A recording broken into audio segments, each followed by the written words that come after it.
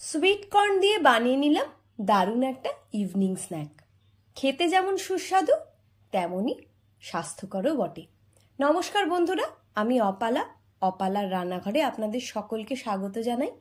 রেসিপিটা সম্পূর্ণ দেখার অনুরোধ রইল, আর ভালো লাগলে ভিডিওটাতে একটা লাইক দিয়ে আমার চ্যানেলটাকে সাবস্ক্রাইব করে আমার পাশে বন্ধু হয়ে থাকার অনুরোধ রইল। তাহলে চলুন রেসিপিটা দেখে নিই।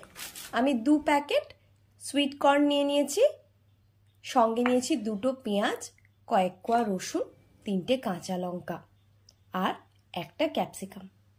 প্রথমেই আমি এই ভুট্টার দানাগুলোকে ভালোভাবে একটুখানি ধুয়ে নেব।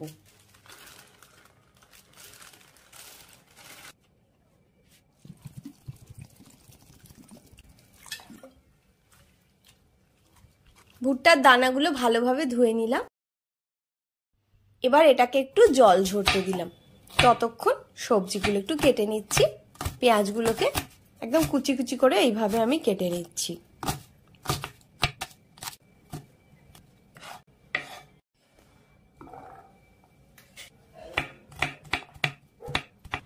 একইভাবে রসুন কাঁচা লঙ্কাগুলোকেও কুচি কুচি করে কেটে নিচ্ছি।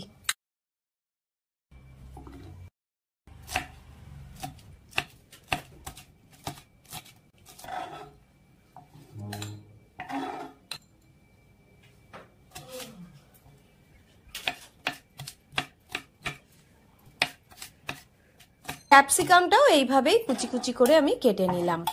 সব কাটাকাটি আমার হয়ে গিয়েছে। এবার ফ্রাইং প্যানে 1 টেবিল চামচ আর সঙ্গে আর একটুখানি বাটার আমি এর মধ্যে দিয়ে দিলাম। বাটারটা সম্পূর্ণ গলে যাওয়ার পর এর মধ্যে আমি রসুন যে কুচিয়ে রেখেছিলাম সেটাকে দিয়ে দিচ্ছি। গ্যাসের ফ্লেমকে মিডিয়ামে রেখে রসুনটাকে একটুখানি ভেজে নিচ্ছি। এইবার এর মধ্যে দিয়ে দিচ্ছি কুচিয়ে রাখা পেঁয়াজ।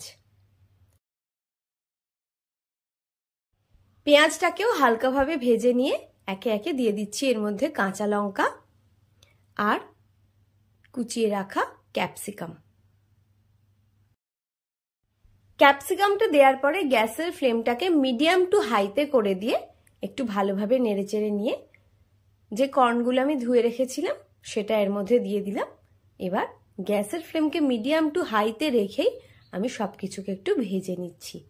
দিয়ে দিচ্ছি এর মধ্যে স্বাদ মতন নুন, সঙ্গে দিচ্ছি একটু গোলমরিচ গুঁড়ো।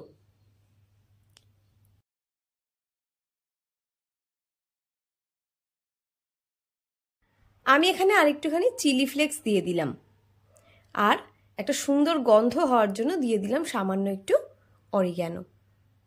এবার সবকিছুকে ভালোভাবে নেড়েচেড়ে নিচ্ছি। একটুখানি ধনে পাতা কুচি আমি ছড়িয়ে দিচ্ছি এর মধ্যে, সেটাকেও ভালোভাবে একবার মিশিয়ে নিলাম।